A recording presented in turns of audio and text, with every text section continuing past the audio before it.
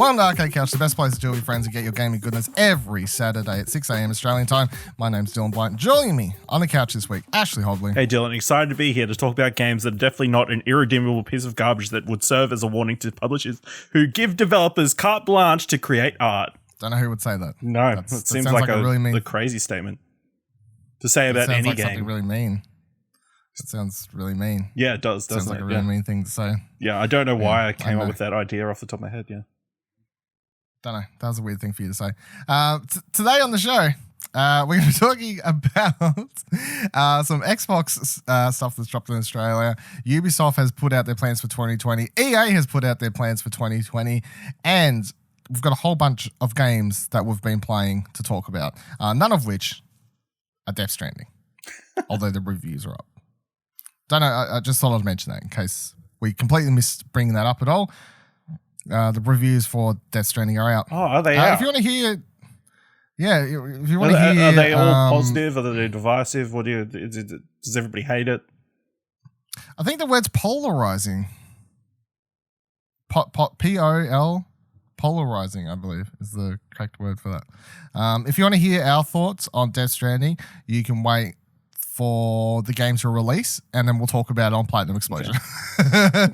Shout out to this quote, though, from Kotaku. Death Stranding is also about throwing grenades made from your own piss and shit at ghosts. Once again, I do want to say one thing about Death Stranding, because it's been doing me in seeing all these reviews. Everyone's like being shocked, like a lot of stuff like that is new information. It's not. They showed it at TGS. There's literally a part in TGS where he throws a grenade at someone, and it's like even with the shitty YouTube subtitles or whatever turned on that I had on closed captions translation thing, it was like, yeah, that's a piss grenade or something. I was like, cool, sounds great. Anyway, also I just want to note, firstly, BlizzCon's opening ceremony will have just finished when this episode posts. So as this posts at 6 a.m. Saturday morning tomorrow. It's really sad that riot broke out when they announced that Diablo 4 is coming to mobile. Well, I seriously hope they say, that's out, Shadow drop that, and then they can move on to the show. But there have been, I just want to say that we're not going to talk about the leaks because there have been tons and tons of leaks. I just think it's pointless to talk about and theorize on leaks when the show is literally happening as this episode posts. You know what I mean? Like, I just feel like that's complete waste of time. So either way, BlizzCon next week. Hopefully it's good. I presume it's going to be really interesting games-wise. Just nonsense that's probably going to happen. You know, like, I mean, there's so much stuff around it as well.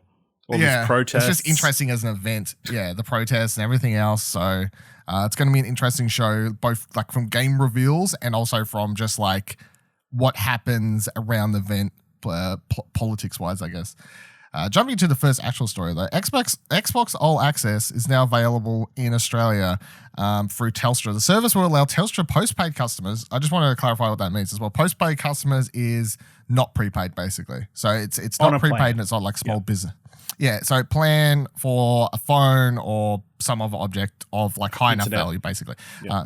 Internet, anything like that. Not prepaid and not like a small business phone line type thing either. Is basically what it comes down to. You will now be able to get Xbox One S or an Xbox X added to their service. So an Xbox One S will cost you $27 per month, minimum cost of $648, and an Xbox One X will cost you $38 a month with a minimum cost of $912. Telstra customers are and will be able to pay off the remainder of their console 12 months from now and then change their plan and renew it for 24 months to get the Project Scarlet going when that drops next year as well. So basically, it's just like a phone plan, more or less, because what comes in the package is, well, I'll say, the package comes with Xbox Game Pass Ultimate. So Game Pass, Xbox Live Gold, and Xbox Game Pass for PC, obviously. It comes with that, and you have it for the full 24 months. You're kind of paying for that in part of your monthly payments. And then it gives you Forza Horizon as the game. Forza Horizon 4 is on Games Pass. You know what I mean? Like, it just seems... That seems like an odd choice. Yeah. I mean, you can trade it in. I mean, that's that's a plus. Yeah, I know, but yeah, exactly. It's like you're literally getting the game, so unless you don't have internet, but then it's like, why are you getting it? Either way, so yeah, this deal, the Xbox All Access has been available in the States for some time. I don't know if it's available in other parts of the world. I presume so, but so it got announced the other day through Telstra for here. I personally think it's a pretty cool service that I wouldn't use myself because I would rather just pay off. I'd rather just pay it off straight up, or I would actually rather just stick it on my credit card and then pay it off that way, because you end up paying an extra $100 here over the 24 months, or roughly around that $150. But I think for people who don't have the money or whatever and are looking for better ways to get access to games consoles and stuff, I don't think this is a bad thing. You know what I mean? Like, how do you feel about it? I mean, it makes sense for like a phone company to be pushing this idea. I don't know if consumer-wise it's your best option, unless you can't obviously fork out the money going in. So it's $648 minimum cost for the Xbox One S, and then $912 for the X. At EB Games, which is what you can presume Scarlet will be like $912 as well. An Xbox One S on EB Games at the moment is $350, whereas the X is $500 with 3 games that aren't on Games Pass. No, 2 games that are on not on Games Pass plus Horizon. So, I mean, if that's your only option, I mean, go for it, I guess. Obviously, the Game Pass Ultimate is a good throw-in thing as well to sweeten the pot. Well, that's like $15 a month, you know? Yeah, I mean, you just pay $27 a month and you don't have to buy any more games for the rest of the year because you just play whatever's on Game Pass, potentially. Basically, yeah. They add new games every month, so... Yeah, that's what I'm saying. I don't think it's a particularly bad deal, especially for those who just will never have the cash up front in one go, to kind of pay for it, or one go, but are able to put aside $27 a month, which when you think about it, $27 a month for an S is like... It's 2 lunches, you know? Like, it's no coffee for a week or something. You know, lunch. One very expensive lunch or something like that. So it's really not that much. So more options is good. And yeah, when it comes to like EB and stuff, Afterpay, you're not able to Afterpay consoles unless they've changed that rule. But I believe that was what the thing was to begin with. So yeah, I think it's cool and available. So you can sign up in store at a Telstra store from now. It's out now. It dropped. They said it's available the same day that they announced it. So. Or you can do it online and just add an Xbox to your thing. Although I will say at this stage, like, we're a year out from next gen. It would be hard to be like, let's just get an X, you know, like, yeah. Because even like they had a deal I saw at EB this past week or whatever that was like $249 or something like that to get an Xbox One X when you traded in your S. And I think if that deal existed, like say we were still like several years away from next gen, that would be a deal. That would be something I'd be like, yeah, I think I might upgrade my Xbox to the One X, especially because of all my Outer Worlds issues, which I'll talk about in a little bit here. But yeah, I think I would have done it. But it's because we're a year away. I'm like, nah, like, there's literally no point to do that. I guess for people who maybe don't plan on upgrading to next gen, like day one, then maybe these sorts of like getting an X now or something like that would be a better deal. But for me, where I'm like, I want all the next gen consoles day of launch. So yeah, it's not doing anything for me. Next story comes from Press Start. Ubisoft's 5 next AAA games will be cross-gen and take advantage of PS5 Scarlet features. So this kind of answers a lot of questions and theories that was talking about when the earnings report stuff came out last week. Shannon writes, Ubisoft has today confirmed that their 5 next AAA games that will release between March 2020 and April 2021 will all release on both PS4, Xbox One, as well as the PS5 and Xbox Scarlet. This includes Watch Dogs Legion, Rainbow Six Quarantine, Gods and Monsters, and 2 unannounced games. Ves Gilmont? I think. Ubisoft CEO even spoke about how the games would utilize next-gen consoles, citing that, quote, these games would be optimized for next-gen consoles to take advantage of higher frame rates, faster loading times, and all the other features of the PS5/Scarlet. It's unclear at this point how the release structure for current-gen and next-gen games will work, but it's been speculated that this would be in the same way that the Pro X do it, in the sense that it would hopefully be the same disc that you use on the current console that uses an update on PS5/Scarlet. Then they've attached a thread with this information comes from, which is at Zug EX on Twitter. So I think this kind of is actually not something I'd even thought about when we talked about next gen stuff recently. In my mind, it had always been either they will re-release the game, like a PS5 box, Project Scarlet box, and that will be the better version, or they would just not bother doing that, and you just kind of be able to play the same game, the same disc. I've never actually considered that they would just release a free update to like the same disc run at higher frame rates and so on and so forth. But that does make a lot of sense, really. And that's something you could definitely see happening with like Death Stranding and all these other things. It's like maybe they won't actually re-release these games because they don't need to. And they will just update them so they run better. But then the reason I kind of go at that is they're losing out on money there. You know what I mean? Like, yeah, at least when it came to like The Last of Us. This is a company that needs to make profit. So I don't know if they're going to do that. Yeah, it's like, oh, you got to pay $10 to unlock the patch or something. That would make more sense to me. I'd be like, yeah, that sounds like something we'll have to do. I think that would be palpable for people. They'd be like, yeah, okay. $10, I can play this game Depends what again. It is, I guess. As long as like save files and that kind of thing cross over. You presume it would have to, surely. Like that's I guess that's something we haven't thought about. Like, can I just upload my Death Stranding save file or whatever? Final Fantasy remastered, can I upload these to the cloud and then just download them on my PS5? Like that one you better exactly. Hope so.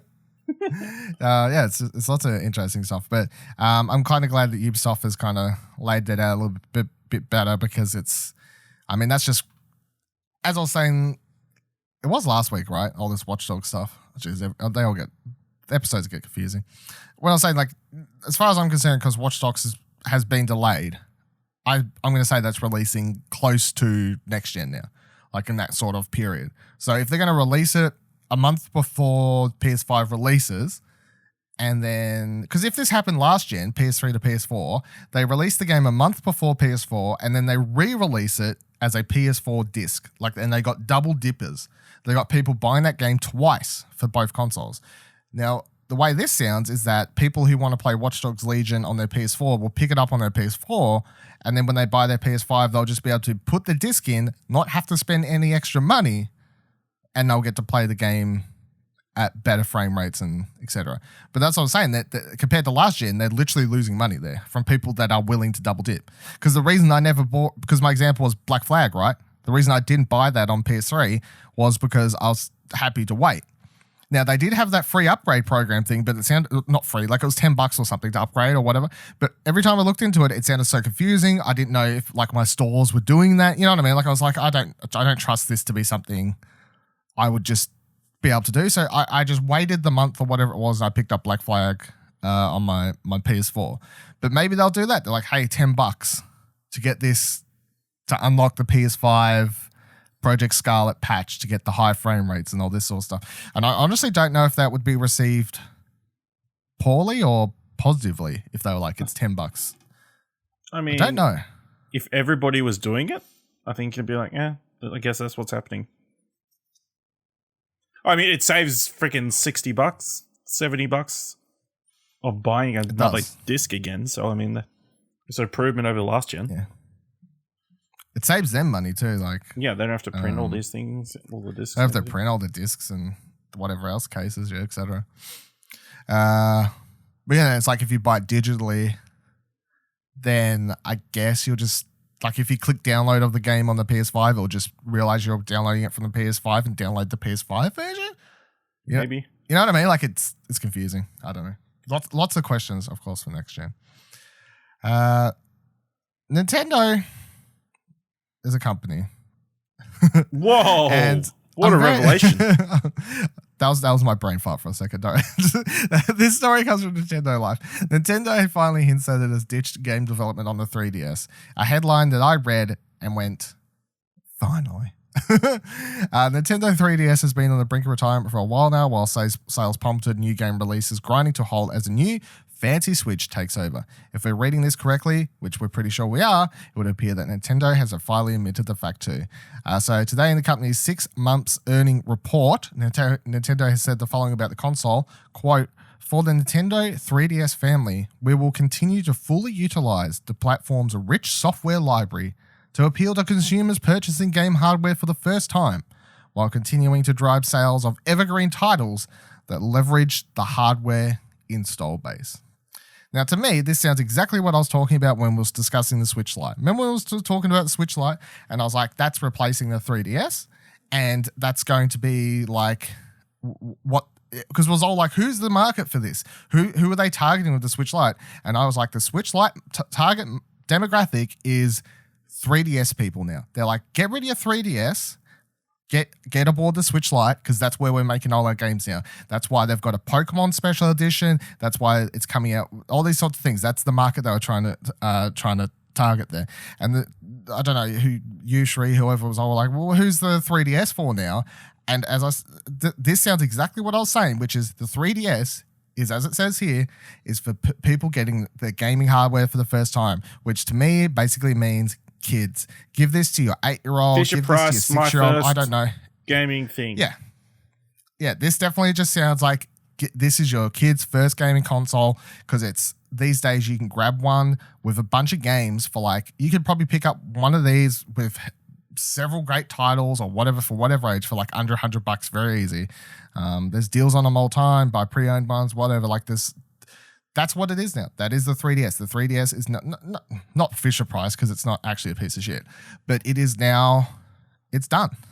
And I think this makes perfect sense. I think everyone's kind of seeing these writings on the wall, and it just lines up perfectly to everything that I thought when the Switch Lite was announced. The Switch Lite is the 3DS market now. It has been targeted at those people. And guess what? I don't have the actual numbers here or anything, but there was a report like a couple of days ago as well that the Switch Lite is selling really well, and the report stated that it has been like the people buying it are, some people double dipping, but apparently a lot of people picking it up are first time Switch buyers. They're buying the Lite first because presumably they're 3DS people coming over to pick up a Lite because they know what they're going to do. They want fucking Pokemon. That's, I think, what it boils down to. Do you have any other thoughts on this? Or, I mean, it had a good run. I mean, it's the highest selling gaming console of all time, isn't it? I don't know. I can't remember those numbers we went through, but probably, yeah. I know we did go over all those things, but I've already forgot. Probably sounds like a thing though, yeah. Which every time it's so funny because I've had one sitting over there for ages now, and I keep being like, I should just sell that fucking thing. It's like the Link Between Worlds special edition one or whatever. So I could put it on Gumtree or some shit, I'm sure, and someone will buy it, some collector or something like that. I kept hanging it around because for ages I was like, man, I want to play that Detective Pikachu game. I ain't playing that game unless it comes to Switch. At this stage, I'm never playing that game unless it actually comes to Switch. Did you find some numbers? So the DS sold 154 million. The 3DS sold 75 million, which the DS by itself is second behind PlayStation 2. God damn. So, yeah. But I mean, if you combine the two, which you technically could, yeah, thrashes it. It's only like a million behind the PlayStation 2, the DS. Only a million. Only a shy, tiny million.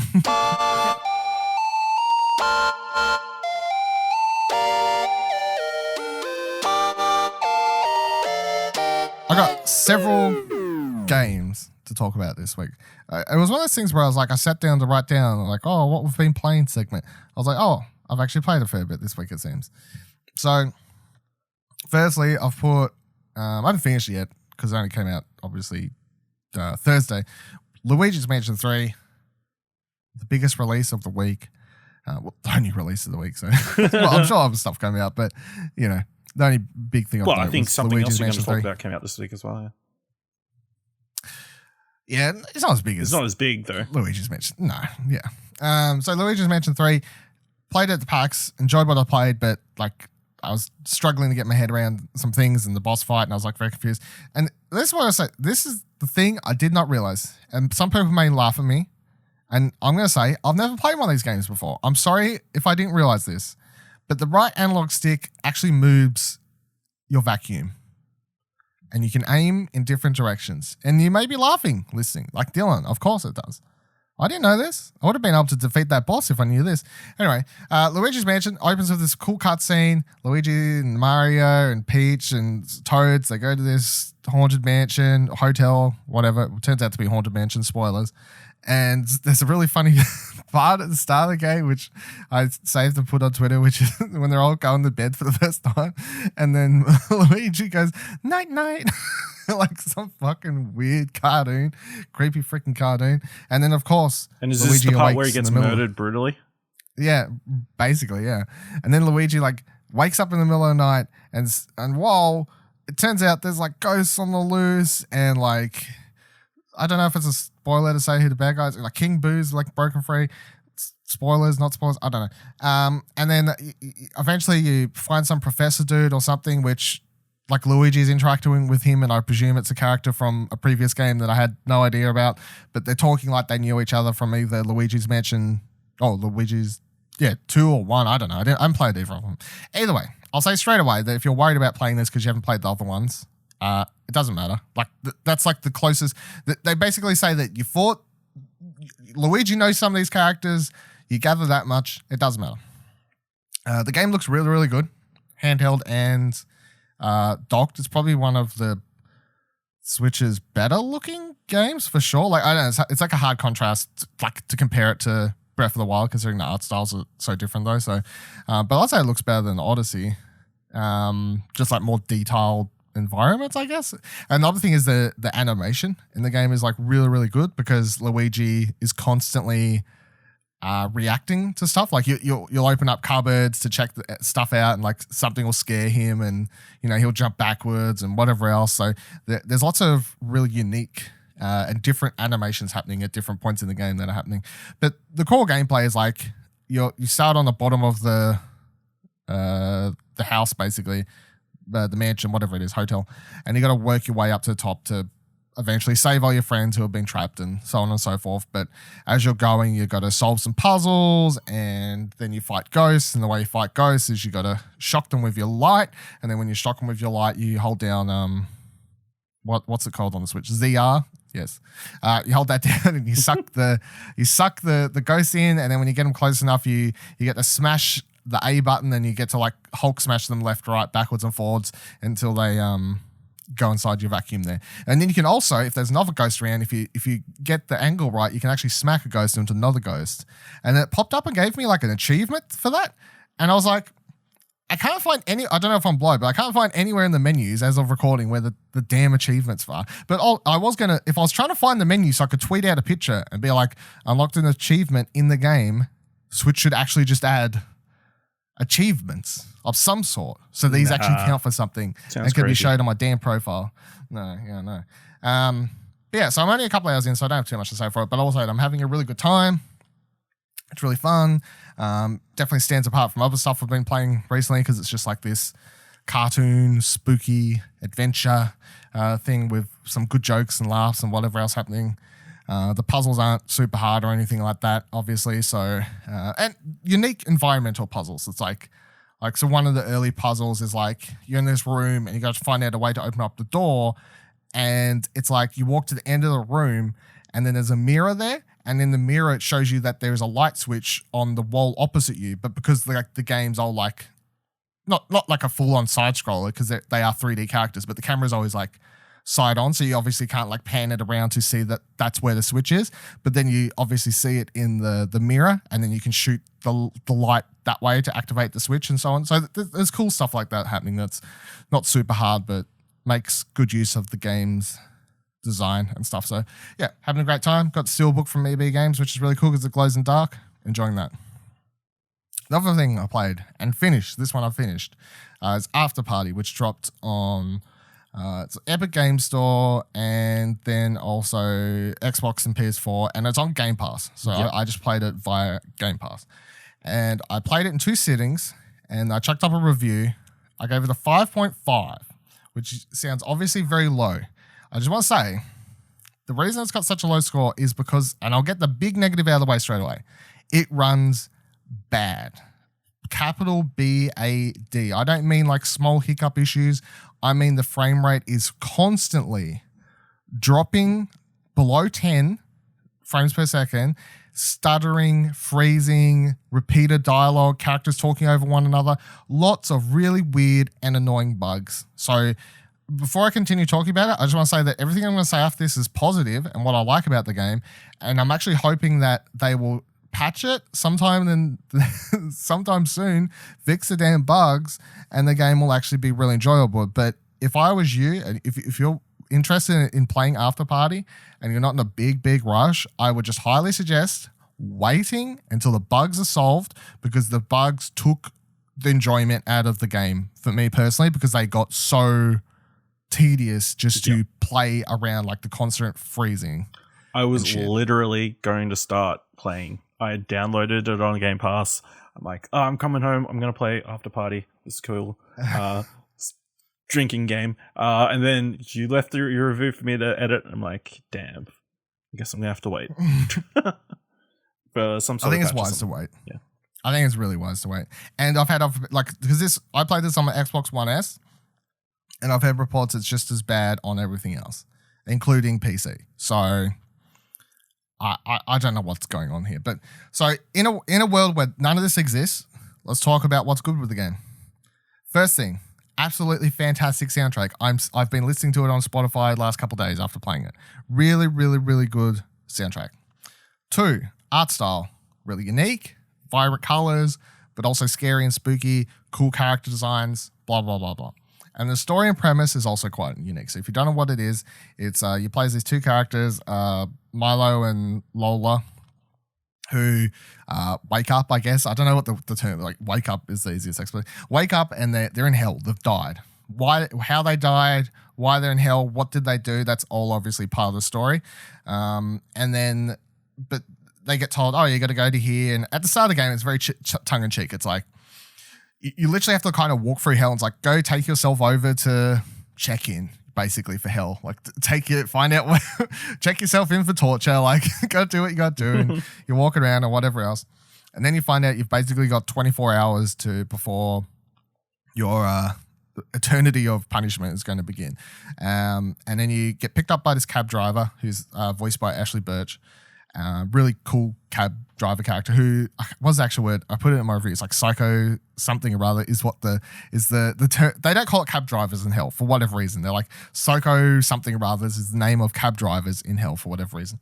And they tell you that, hey, there's actually a weird loophole where if you challenge Satan to a drinking game and you beat him in said drinking game, he will let you return to the land of the living. So of course, Lola and Milo are like, hell yeah, that sounds like a great idea. Let's go do that. And then the game from then on is like this weird adventure across hell as you firstly try to track down Satan and then get access to talk to Satan, because of course he's not an easy guy to get into his party. And then even once you get in there, you still got to do some things without spoilers to get him to eventually agree to possibly having said drinking game with you. And then along the way, you are doing drinking games with other characters, and the whole game is just a bunch of drinking. It's a bunch of talking, and if you played Night School Studios' first game, which is Oxenfree, the gameplay to this is very, very similar in that it's just as characters talk, like it's not telltale, like the camera's not cut close-ups and like cinematic, like that sort of stuff for character decisions. It's all kind of real-timey where you'll just be walking along with your character and then some other character will be talking and then it'll just come up like press like square, circle, left, right, whatever the buttons are, X, Y, Z, to press which conversation choice you want to have happen. And that's the game. But the one unique thing that's for this one is that whenever you're at a bar, and you're at bars a lot in this game, everyone in hell shocking is constantly drinking. This game about drinking, yeah, is drinking a lot. It's filled with bars. At all the different bars, there are different cocktails and assortment of drinks that you can have there. But they change depending on what one you drink, because you can buy one right before you enter like a major conversation with a character or something like that, and then you basically can take a sip of your drink. And for like next 30 seconds, you'll be like kind of woozy and it'll be doing the screen shaky effect and whatever. But depending on what drink you have, it'll change conversation choices you have for characters. So if you have a drink called like Liquid Courage, I think is an example, I give my review. As it says in its name, they'll give you more courageous choices with the conversations that you can be conversation choices you can be making. And there's literally other drinks that make you super flirty, sound like an 80s surfer, goth type one, I think is another one as well. There is heaps of drinks. I didn't even have all of them. I probably only touched like half to maybe a third of the possible drinks in the game, especially once I found ones that I thought gave me quite funny choices. And then of course I just kept picking them because I enjoyed seeing the character talk in certain sorts of ways, and especially just try and flirt with people unsuccessfully. That was quite funny. Can you try and flirt with Satan? I will say that the answer is possibly yes. It's for a bit of fun. And then, so drinking games, talk, try and find Satan. That's it. There's not really puzzles. There are mini games though. You do have to do like these mini drinking games. So you literally play beer pong in the game, and you play some other drinking game where you kind of got to try and outdrink your opponent while stacking cups upon one another. And it does that whole thing where like the cups kind of just moving left to right. And then you've got to press X at the right point, so it kind of drops it. So Tetris, I don't know how the thing would call that. But yeah, so that's Afterparty. And unlike Oxenfree, it's semi-serious at a time, but for the most part, it's just a straight-up comedy game. And I would call it kind of dark comedy-ish, given where you are and like what's going on. There are lots of like possibly inappropriate jokes for depending on like how religious you consider yourself to be and so on. The game is also full of lots of swear words. It does not hold back on the swears at all. And a lot more than I actually thought there would be in the game, but makes sense. In fact, there was an achievement for swearing a certain amount of times that I somehow didn't get, which I would call disappointing, quite unsuccessful on my part. Yeah, really quite disappointing on my part. But yeah, Afterparty is really, really good once the bugs are fixed. But at the moment with the bugs, it just really, really, really takes the wind out of the game and makes it quite terrible. And honestly, I want to know, because obviously I've seen the scores other people gave it, and the scores are a lot higher. You know, people are giving it 9s, 8s, these sorts of things. I'm like, I want to know what you've played it on, because I there's one thing to overlook some bugs, you know, because sometimes you can play a game and it's got some bugs, but it's so good that you can be like, look, it has some bugs. That is true, but they're so minimal that, and everything else about the game is so good that the bugs don't matter. This is not one of those cases. This is like the bugs are ruining a good game. It's completely opposite. I don't like it. I hope it gets fixed, because underneath all that shit is a good game. So last week, myself and Ash gave our very, very brief early impressions of the Outer Worlds. Jesus. Ash, don't worry, everybody in the gaming industry is making that mistake. Yeah, I know. It's struggle street. How much do you reckon you've played now? Or what level is your character, I guess, is the easiest? 20 something, I think. Like level or hours? Both. Oh, okay. No, it's probably higher than 20. 20 level. I feel like I'm getting to the point towards the end of the game. I sort of stopped and went, do I want to do some more side missions, that kind of thing? Because it definitely felt like there was a discussion where it's like, there's no going back from this point. So save your game, because once you go to the next mission, you cannot go back. Yeah, story-wise, yeah. But yeah, I really, really enjoyed this game. I think it's incredibly well written. Enjoy a majority of the characters. Pavati is the best companion in the game. Don't at me. And I think it's interesting to compare it to Fallout because obviously that was a big comparison going in. But it feels more of a curated story. Whereas obviously with Fallout, you just come out of the vault and then you have this open world that you can just end up anywhere. But with this one, you're a bit more linear and directed. So well, I think that's a big difference. And one thing that like a lot of people didn't realize, I think, and still may not realize if they haven't played the game, is like I get the comparisons to Fallout because Obsidian and whatever else, and like the gameplay is like very Fallout inspired, obviously in a lot of ways, but at the same time they did work on Fallout, so it's not like they're ripping it off. They've done the game, like they're kind of just playing off their own experience to a point. But this game is less Fallout and more Mass Effect because it's not an open world. It is different planets, and sometimes you'll travel to a planet and the section you have to walk around is just like a small like city section. You go to another planet and you'll have like some planets obviously bigger than others. Some of the smaller planets where you only go for side mission stuff are quite small areas and whatever else. But yeah, so it's the comparison to Fallout works to a degree, but when it comes to like why this game can kind of tell better, more contained stories and have like different things happen, it just does come down to the fact that it is a sandbox, not an open world. They've got these structured out different planet areas where they can do different cool things and have more control over what's happening because it's not a massive thing, and then they can focus on characters on that one planet, characters on this one planet, certain enemies on this planet, the way this planet looks, all this sort of things, So I actually think it works better in a lot of ways to kind of have the different planets and stuff. And it's like, seeing people already like being like, oh, would Outer Worlds 2 be open world? Like, what's that even? Like, you can't. What even that mean? Yeah, I don't get what that means because like you can't do a game like this that's fully open world because the whole idea of the game is you're literally going to different planets, and unless you want every planet to be the size of No Man's Sky, an entire open world game, well, I guess, but like, but then you ask for bigger planets. You ask for every planet to be a massive open world planet, and next second you're losing out on a lot of what makes the first game works, which is the character stuff. And yeah, exactly. So, and that is the thing that's the most interesting about this. As I've only put, I think I'm up to like 8 hours ish. So not as much as you, but definitely a lot more than I had played last week. Yeah. I'm not rushing it because it's like I'm not planning to like write a review for it or anything like that. So I didn't start playing it to release like everyone else. I'm like, I can just chill, just take my time. There's no need. Stop to play a little bit of Luigi, stop to play Afterparty, whatever. I'll keep coming back to it because it's not a game that's like, oh, I forgot how to play it. What are the controls? You know what I mean? Yeah. Like it's I can come back and forth as I please. So I will update everyone though. My main thing is that literally after recording last week's episode, I got the download going for PC version overnight. I started playing it on my PC Saturday morning, and I haven't gone back since. It looks way better, way better on my PC. And yes, it was enough to. I don't feel like I'm super like graphic. I'm definitely not like PC Master Race. We do a fucking PlayStation podcast over here, but I definitely feel like the thing.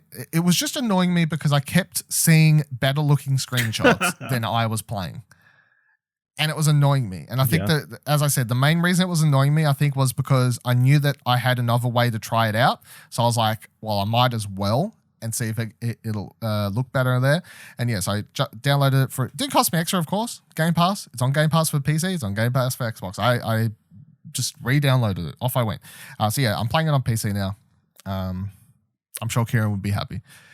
So I've done 8 hours, whatever. And yeah, the number one standout, going around different planets or whatever. And so far, I definitely spent the most time on that first planet. I feel like everyone spends the most time on that first planet. And then once you get off that planet, it's like you definitely feel like you're running around a lot more. You go here, then here, and here, and over here, jump around, side mission over here, or do what you need to do. I'm doing a lot of side mission stuff as I'm going, and I'm trying to wane myself off it so I actually finish the game. Especially because I'm not playing it on PS4 and I don't need to complete all the side missions for any potential trophy related stuff. But my mind is so used to doing it that I'm like, oh, side mission, do a side mission over here. But at the same time, I'm doing some of the side missions solely because like slight spoilers for like the I can't remember the Dreadnought. What's it called? Whatever that place Groundbreaker? is. Groundbreaker thing. You go there and you meet Pavati's potential love interest, right? Yes. And then she's like, oh, I'll do this side mission to help me out. It's like, well, there's no way I'm not doing that because I'm trying to hook them up. And that has some really... that's such a good storyline. Yeah. I don't know if this is a hot take because people... I remember like a month before release, they said, hey, the Outer Worlds doesn't have romance options for you as a player, right? Yes. And people were getting annoyed about that. They're like, oh, like that's really annoying, blah, blah, blah. I wish I had like romance options and stuff. I'm going to be honest. I enjoying this game not having romance options myself, especially because I feel like most games, like it just feels like forced for like it's like you can fuck all of these people. Which one do you want to fuck? You know what I mean? Like it just never feels natural. Like a real it never feels like a cool story. Like you never have like a cool like love story happen. It's just like you do a side mission, suddenly that character's like sexually attracted to you and you have a short weird cutscene. Like that's all of Mass Effect's romance stuff. But this, like the thing with Pavati, by the way, is one of the best written RPG characters I think for quite some time. I don't think that's a hot take. I think that's just... Well, I've read some people don't like her overly positive attitude, but that's any complaints I've seen against her. No, fuck them. She's great. She's fantastic. And once Ashley Birch. Ashley Birch again. Again. Good week. So, good week. Good week for her. Like bugs aside for Afterparty, but she's really good in that game as well. Yeah. So the love story thing with her, I found really refreshing because you meet this character and you have options to either like be if you want to be an asshole boss, you can like be like, like shut it down. Don't talk to me about this shit. Yeah, all this sort of stuff. But I did the wingman stuff, obviously, because I feel like that's the way everyone should be doing it, which is you're like, keep talking. And then like, it's like after she talks, like very like embarrassed, like she's like, oh, engineering's great. I like you. Like you can tell she's like so much trying to flirt with her. And then you can like, there's an option where it's like, you can give her a thumbs up. Like over the thumbs. I'm like, good job, buddy. So yeah, I think there's actually something refreshing about not actually having the feeling rather forced just sex options for you as a player character and actually just being able to play wingman to more interesting romance options with NPC characters. I think that's actually good. Yeah. Considering how angry people were at first. Have you played the mission where you take her to a bar? No. No, yeah. That is some of my best... I think that's some of the best part of the game so far, I think. How far is that? Would I be close? Probably pretty close. I mean, you just go back to the ship, talk to Bavati, and then you can just say, oh, I want to go for a drink. I've got that option. I just haven't done it. Yeah, I haven't done that yet. So I should just do it then. Yeah, you should. Because I'm too busy fucking around. One of my favorite scenes in the game. Okay, cool. I'll probably just do that as soon as I jump back into it next time. Like, I'm seriously considering going back and watching somebody else play through that scene just so I can relive it. Wowza. These are big words, Ash. Big calls happening. Yeah. So that's the Outer Worlds update. I think we'll talk about it again once we've both finished it. I think will be the... I think it'll probably be... So probably not next week, but the week after. Or yeah, the way you're talking about it, it's definitely going to come up towards the end of the year again. Also, I want to put it out there. There's strong Firefly vibes through the game, which I appreciate. Obviously, Pavati feels very much like Kaylee from Firefly. And then I freaking walk back into the ship and there's 4 freaking cows in the cargo hold. Nobody talks about it at all. I go to every single NPC in the ship. Nobody mentions anything about these cows. They're just there. Not even the computer? No. Whatever it's called? And then I just shoot one to see what happens. It disintegrates. None of the other cows do anything. I get off the ship, come back on, cows are gone. Nobody says anything about that either. Never see the cows again. Cows. 10 out of 10 cows. ExplosionNetwork.com.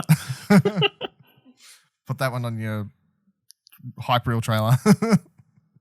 I mean, those cows should be valuable based on this game, so. Yeah, I mean, it's true.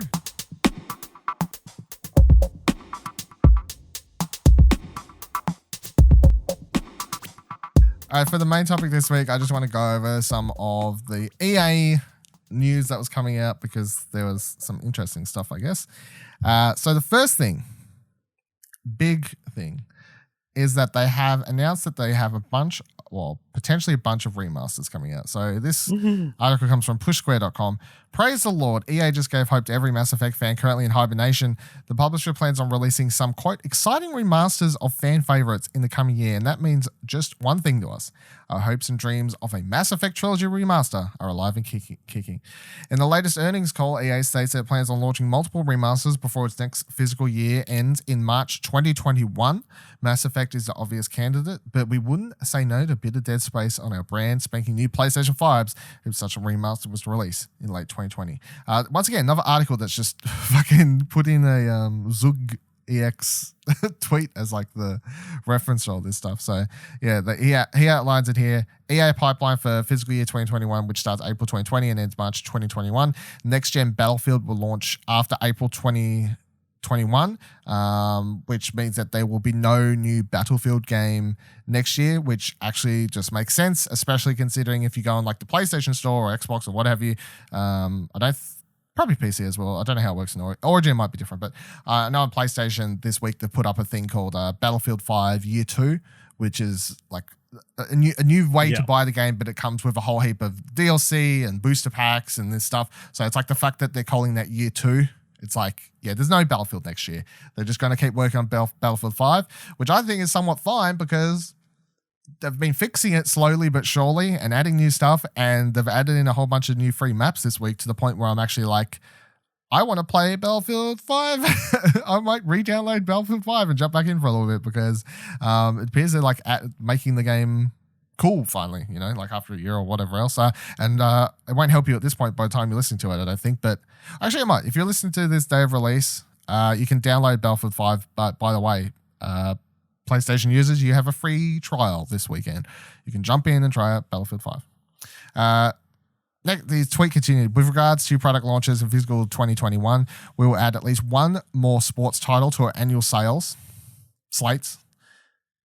What do you think one more sports game from EA could be, Mr. Sports, Ashley? I mean, it could be UFC 4, potentially. I'd be interested if that includes NBA, seeing as they recently cancelled that, whether they're going to add that again. It could be something crazy like rugby or lacrosse or the Olympics. They could have got an Olympics deal. I doubt it. But yeah, nothing else springs to mind unless it's some sort of motorsport possibility.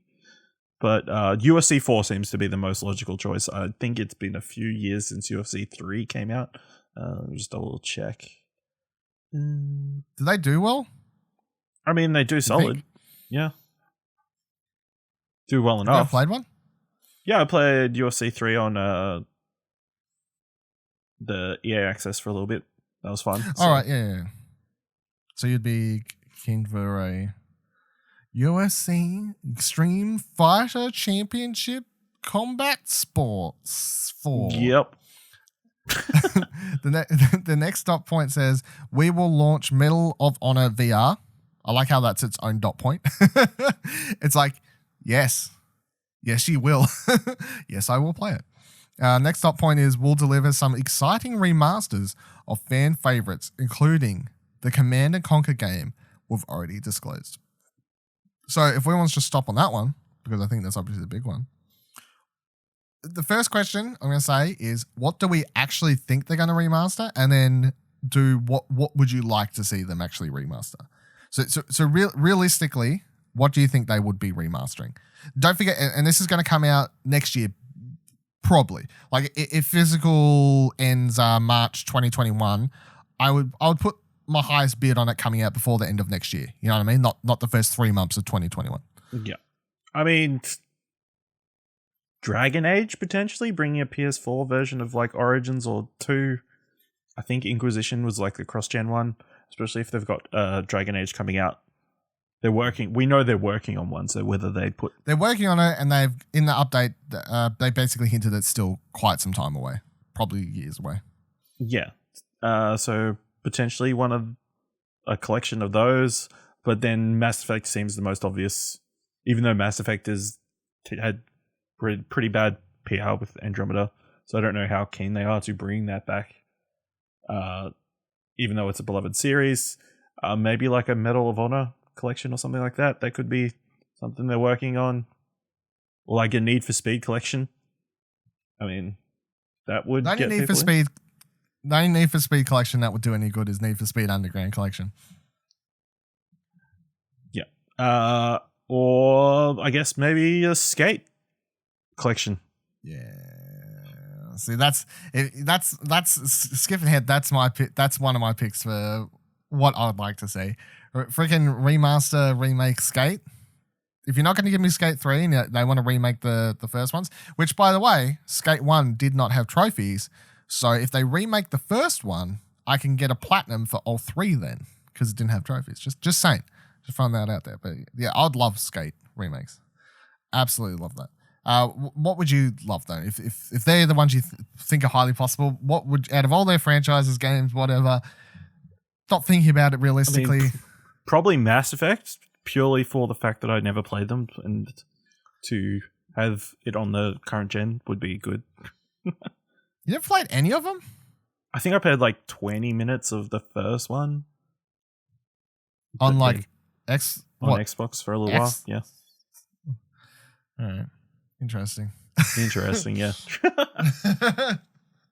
Interesting news that's just dropped out of yeah. I think Mass Effect probably makes the most sense because I feel like that's probably EA's most beloved game at the moment, and remaking remaking Mass Effect would be good press for both EA and BioWare, two companies that need good press at the moment.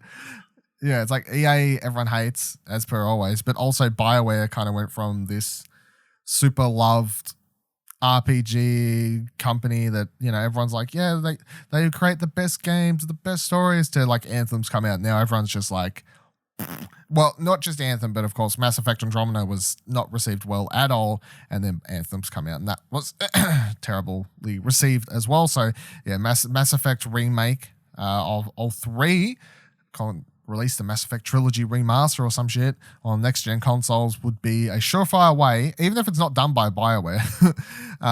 Even if some other company did it, a BioWare would still get good praise from it, because all of a sudden everyone would be talking about Mass Effect and BioWare in, like, you know, a positive manner. But if it's not that, I don't know about Dragon Age, because I just feel like I don't know.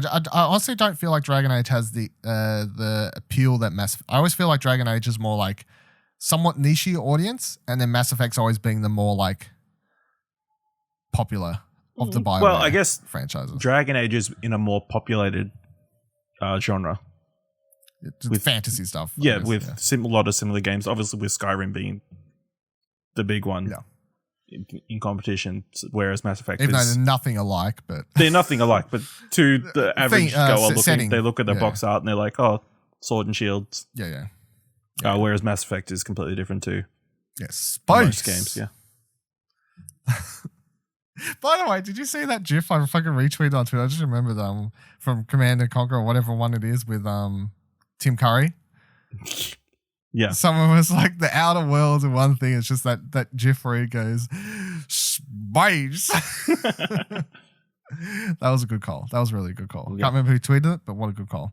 Yeah, I would say Mass Effect's probably the surefire bet. Now, in order of preference, though, as much as I would really like Skate, I would take Dead Space over that. Yeah. I've been saying for quite some time now, I really want Dead Space to come back. It's so weird though, because I was a massive Dead Space 1 and 2 fan.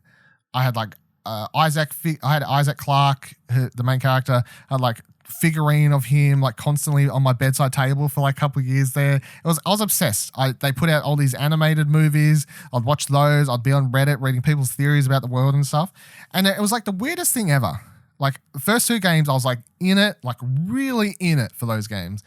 And then the 3rd game dropped, and I don't think I've ever not cared about something that I loved so much so quickly. Like from the moment they announced 3, and then they like were like, it's a co-op game, and then all of the trailers, all of the gameplay I ever watched, I hated it.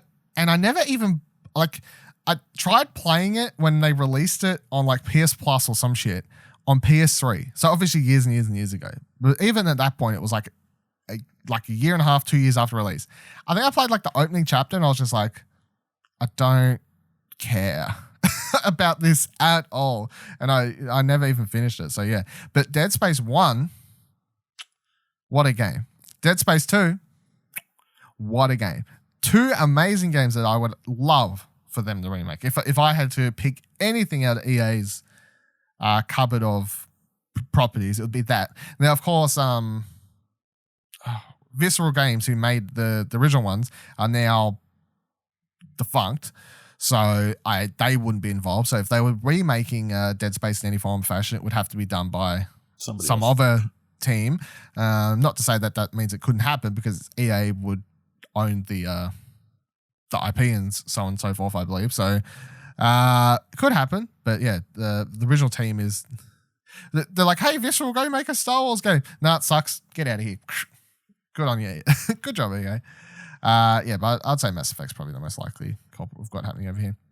And the next thing, when it comes to EA, is the big news of the week somewhat, is that EA will sell games on Steam again. Right, IGN.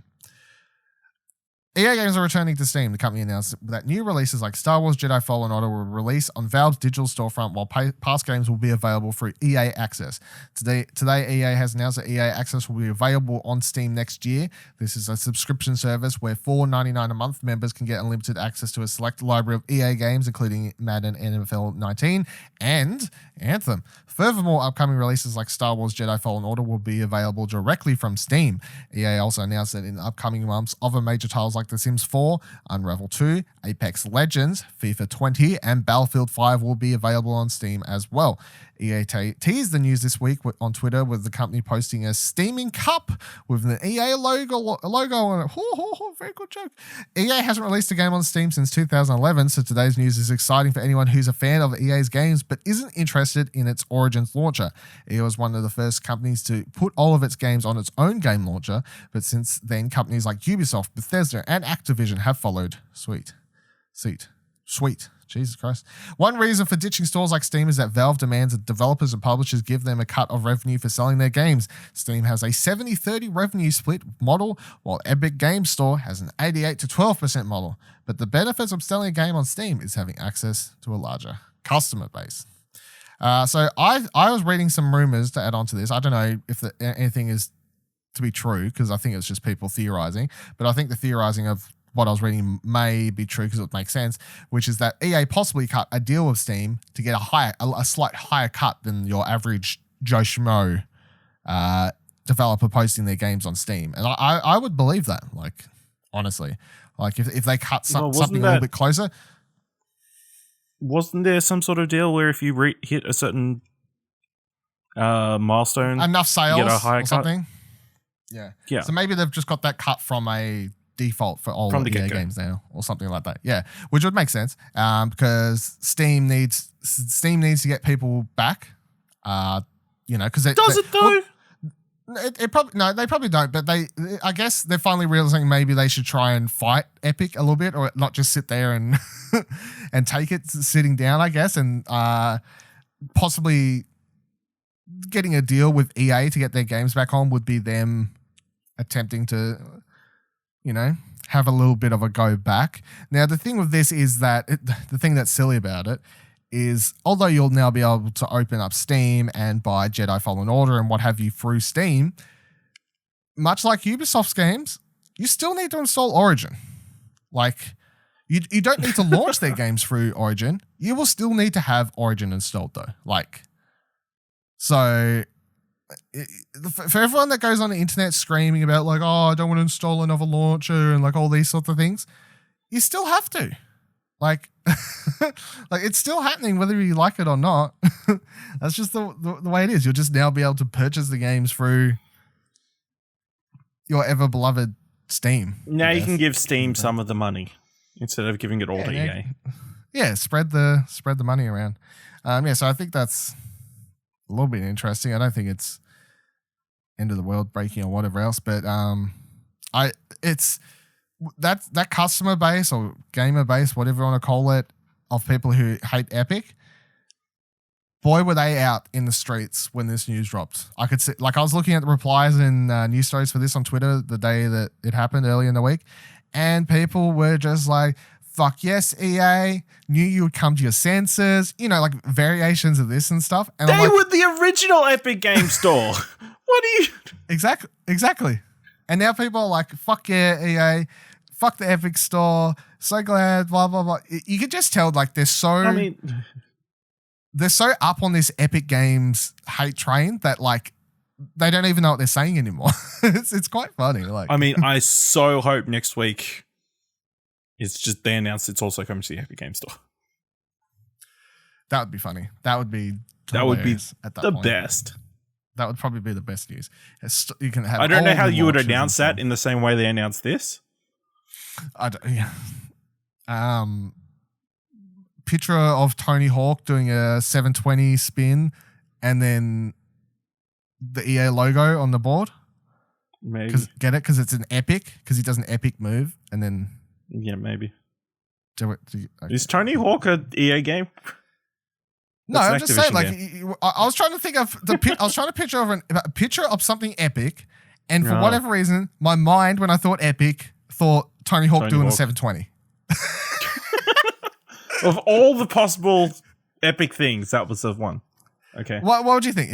What's your picture? Epic, what's in the dictionary? If mine's Tony Hawk. Beautiful landscape or something. I don't know. That's not epic. That's just a beautiful landscape. Jesus Christ. Some great achievement. Like man landing on the moon. Okay. Yeah, I wouldn't call Neil Armstrong plants a flag and it's just the EA flag. That would go down poorly. Yeah, I think everyone back at NASA was like, when he put the flag there, was like, man, that's epic. It's the most epic thing I've seen. Yeah. Good on you, Neil. I don't want to say one little note that it's on the Epic Games Store. You don't need to put a GIF or a little video. Don't need to, yeah. So I actually I was looking at their Origin store earlier this week. I was looking into how much access and all these things cost, because watching all these damn Star Wars movies at the moment, right? Watching Star Wars. Where can people hear us talk about Star Wars? You should go listen to All Around Explosion on explosionnetwork.com. This upcoming Thursday, we'll be talking about The Empire Strikes Back, which I was watching the other day. And of course, in case you don't know, that movie starts with Battle of Hoth there, Ice Planet, such sort of things. Yeah. And I'm watching it. I'm like, oh man, playing this map on Battlefront was cool. That was one of my thoughts that was in my head. I was like, oh man, I wouldn't mind playing some Battlefront. I don't have it on PlayStation anymore. So I was like, oh, how much does it cost? How is it cheap on PC these days? No, it's not. So then I was like, oh, how much is that EA shit? And I looked on it and I was like, oh, so it cost me whatever, $5 or whatever else it is. 3-month trial. I also saw, I also noticed on there is another game I haven't played yet that I want to play, but I don't know if I'll have time before the end of the year, which is weird considering how hyped I was for it. A Plague Tale: Innocence, right? A game that was at E3 last year, and I kept talking about it and being like, oh man, the trailers for this, awesome. And it dropped, and I didn't have much money at the time, so I didn't end up buying it. And now it's kind of just past me, and I haven't got a chance to play it. But it's on the EA, not the premium one. What's that called? EA Access Plus or something, I don't know. Yeah, sure. But the more expensive version of the subscription, because the $4.99 one with the instant library is the cheap one, and then there's a more expensive version of the subscription that gets you access to your games that drop day and date. When Anthem dropped, they were like, here, that's part of it. When Star Wars drops, I think it's going to be part of it. I'm not 100% sure, so don't quote me on that. But, your FIFA drops, you get access to it 3 days early, that sort of thing. It's in that section. And I was like, potentially, if I ever go to play this and I can't find it cheaper somewhere, I could pay $20 for a month or whatever and play it. I'm just putting that out there so people know. And the other thing it made me think of is, how we use Just Watch for movies, right? Yes. I'm going a little bit of a tangent here now because I think it's interesting. And then we'll probably end the episode. But so for what do you want to watch? Another podcast we do at explosionnetwork.com. What do you want to watch? Do you want to listen to Ash host a movie and TV podcast where we talk about movies, TVs, and all things media, Netflix, and all the cool things? Head on over to explosionnetwork.com or your podcast app and subscribe to What Do You Want to Watch? So when we want to look up movies and stuff and find out, like, is it on Stan, Netflix? Like, find where to stream or buy something. We use an app/website called Just Watch, and you can put in your region and you can type in a movie, and I'll tell you, like, you can rent it through these things, you can stream it through these things, you can buy it through these things. It's a really handy app. When I was looking at the EA thing, I'm like, fuck, we need a Just Watch for game shit these days. You know, like, we're at the stage now where there's so many different streaming places, so many different storefronts, et cetera, that I just feel like there needs to be a Just Watch for things. Like, I couldn't type a Plague Tale Innocence into something and it would just come up with, like, here, buy it from Steam, here, buy it from PlayStation, here, buy it from Xbox or whatever. Like, I need a way to find out, like, is it on Game Pass? I play for Game Pass. Please don't let me accidentally buy it somewhere where I have access to it for free. Or if I was already subscribed to EA and I forgot to check there and I brought it somewhere else, I would have been annoyed. You know what I'm saying? I just want to Just Watch for games. If someone's listening and they can make that, go ahead. We'll help invest, maybe. I'll invest. I've got a little bit. I got like $50. I can invest. Like, I can invest my time and effort more so than my money, if that helps at all. But yeah, so I think that should be something that happens because it'd be quite handy these days. Anyway, that'll do it for this week's episode of Arcade Couch. I just remembered. I forgot to mention at the start of the episode, there's no video this week because apparently XSplit, if their servers go down, I do want to note this because it is semi-related to gaming, right? Because XSplit is, of course, the program a lot of streamers use. We use XSplit for recording the video here. That's the behind the scenes, right? For the video versions of all these podcasts and stuff now. We use XSplit. XSplit went down right before we started recording this. Their servers went down or whatever. You couldn't log in to the app and record offline because their servers were down. I didn't want to stream. I wanted to record locally and I couldn't do that. And I think that's a bit silly. And I think that's something that should change because I just wanted to record a local file and not stream. Okay? So anyone else there? Just so you know, in the future, if you use XSplit, if you're an upcoming streamer or you're next PewDiePies or whatever. Doing gameplay videos. Goes down. Yeah, gameplay. You're a YouTuber, you want to record gameplay video for your XSplit or something, just so you know, if the servers go down, apparently you can't use XSplit, and that's fucking stupid, and it's a little bit weird. And then my other joke that I was going to make about this episode is, because it's episode 52, it's the only chance I get to say that we're part of the DC universe. Thank you for joining us on the couch this week. Make sure you check out explosionnetwork.com for all our other shows, reviews, news, articles, and much more. Ash has a funny look on his face, and you can't see it because XSplit was down and we don't have access to video.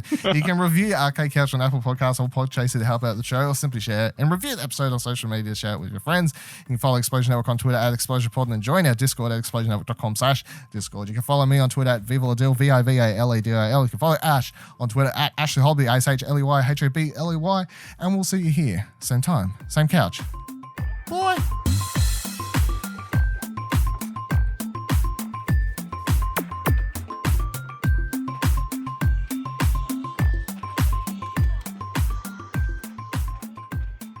Cool. Do you want to make any other requests for things that you want fixed or done?